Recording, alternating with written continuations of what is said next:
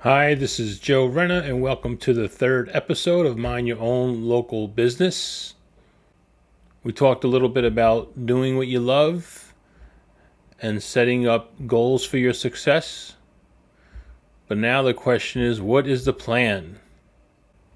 It's amazing how many businesses are out there that don't have a business plan. Not just startups, but businesses that have been in business for years. And that business plan should really be revisited every year and tuned up because the environment changes. There are some businesses that are successful despite not having a plan. But my feeling is that they could even be more successful if they had a plan. And new businesses are kind of dooming themselves or to struggle. We can talk in general terms about putting a business plan together, but they should be highly personalized. As a business owner, they should reflect your goals to success. What resources do you have to work with? What skills, knowledge, and experience do you have? And your personality. What level of risk are you willing to take? What's your comfort level? It's very important. Your resources can be financial. Maybe you have money in the bank. It could be support of the industry that you're working in. Maybe in the form of guarantees that you're going to get work if you start your business. Or it may be a desire for what you have to offer. A need that's not being fulfilled out there. And the two big components of that business plan is the cost of doing business and the return on that investment. Included in that cost is the risk and the stress that goes with it. This segment is for those who have the pleasure of working with their spouse. So I'd like to introduce the love of my life, my partner in business, and the Sancho Panza to my Don Quixote, Tina Renna. The first two episodes I did all the talking, so I'm going to turn the mic over to Tina to give you some advice on working with your spouse. I don't know if it's because he's my husband, but I'll send him something important. And if I want his attention, I have to holler up the stairs like I'm on Mott Street. Look at your email. Look, you got nothing to say about that? Is that? I wasn't listening. No, I mean, that's, well, what's the advice? I mean, you're supposed to help people working with their spouses. Accept it. I guess the advice is to accept it. Accept what? That I'm not going to listen to you? That you're working with your husband is a different thing than working with a coworker might put an extra effort into being respectful. We don't have any... we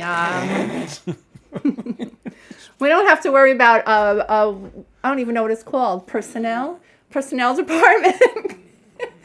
What is that called? HR. We don't have to worry about HR getting involved. No cursing, just hollering. What's the message to the good people? What's the message? I don't know. Just be patient.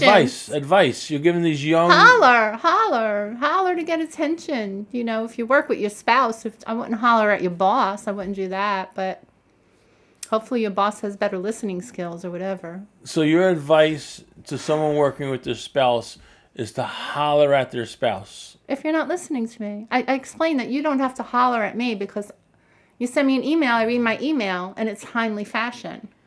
So that's Tina's advice about working with your spouse. There you go.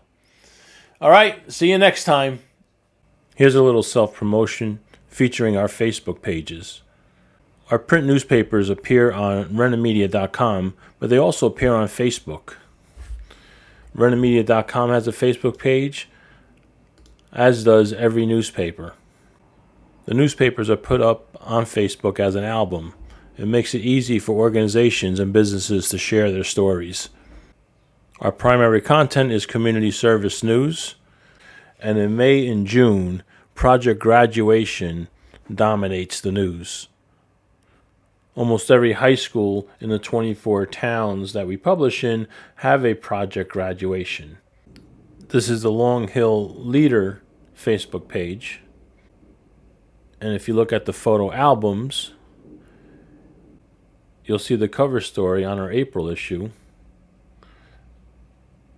is promoting their project graduation. The photo on the cover is from our project graduation photo album from 2023,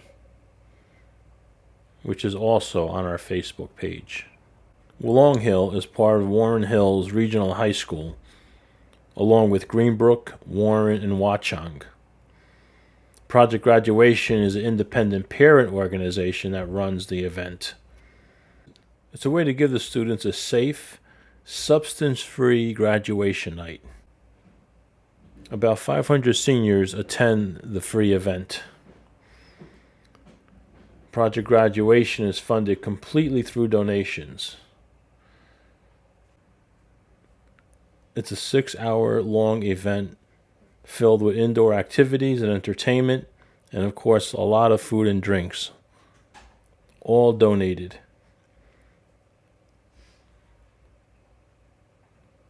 So if you have a project graduation in your town and you'd like to donate to it, please look it up. It's a great cause. I'm going to transition this talk about project graduation into a commercial. John Samsel, who's a realtor from Clark, one of the most innovative marketing people I know, very exciting, also has So Delicious ice cream. He's very generous. I mean, you'll see him donate and participate in every community service event in the 6 towns surrounding Clark. So Delicious ice cream is going to be part of project graduation in Cranford High School. But what's interesting about So Delicious ice cream is that John is going to have a summer jam, which is pretty unique. So he has his ice cream store on Central Avenue in Clark, 152 Central Avenue, and he has a patio there. So every week he's going to have a band for the entire summer, June, July, August, and September. You'll see the food truck that's going to be there and the band that's going to play. Scan the QR code or visit SoDeliciousIceCream.com for more information and to buy tickets, or stop by So Delicious Ice Cream at 152 Central Avenue in Clark, New Jersey.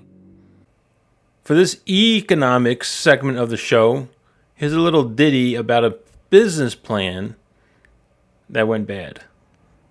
There was a business I did marketing for who sold Christmas trees during the holidays. And one year, he said he's getting a special deal on a truckload of trees.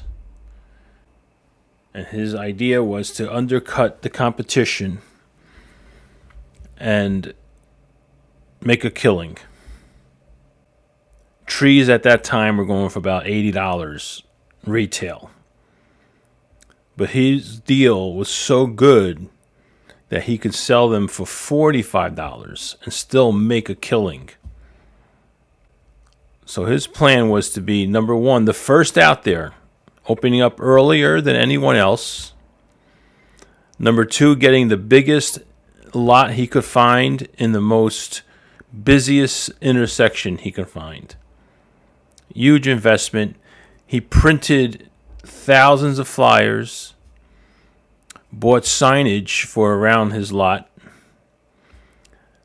and just waited for the flood doors to open. What was devious about his plan was that he thought he was buying trees off the back of the truck, so to speak. That he was being offered a deal no one else had for some nefarious reason. This was 1993, and if he did a little research, he would have realized that there was, for whatever reason, a bumper crop of Christmas trees.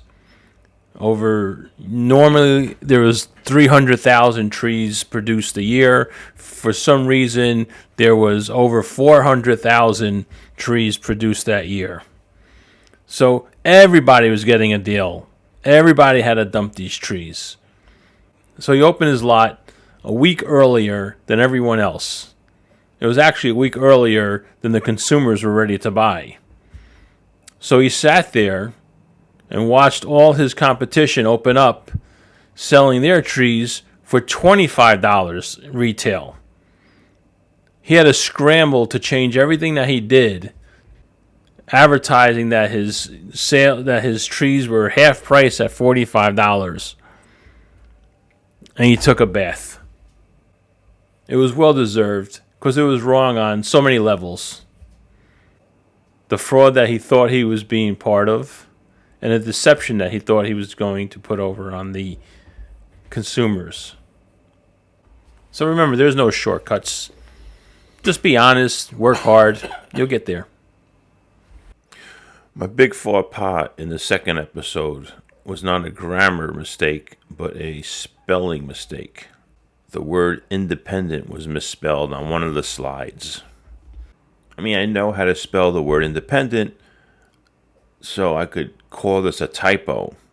But that wouldn't be honest because it's more laziness, just not checking what I did before I published it. I should at least use Spellcheck, but it's not good to rely on that. I think Spellcheck is a big waste, and I hate autocorrect. That's the worst. Most of my mistakes stem from me being a terrible typist. That does not negate the fact that I'm a terrible speller. I was a bad speller even before I began typing. I always had trouble spelling, even as a kid. I probably would have been labeled dyslexic, but that wasn't really a term used back then. And anyway, if you look at the definition, I think everybody's dyslexic. And not for nothing, could they use a more difficult word to read and spell? So if you want to point out my misspellings, that's fair, because it is laziness. I deserve it.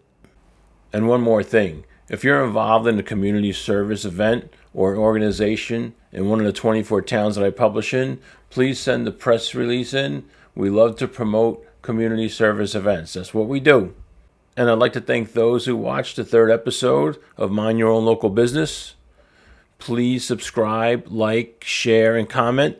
It helps the algorithms find us. And we're going to end on a high note. I just came back from Nashville, Tennessee, my first trip there. I loved it to death.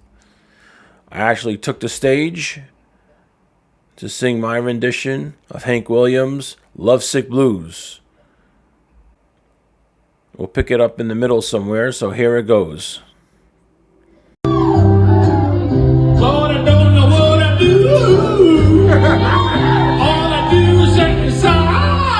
Oh, Lord, I let Lord down. She said goodbye.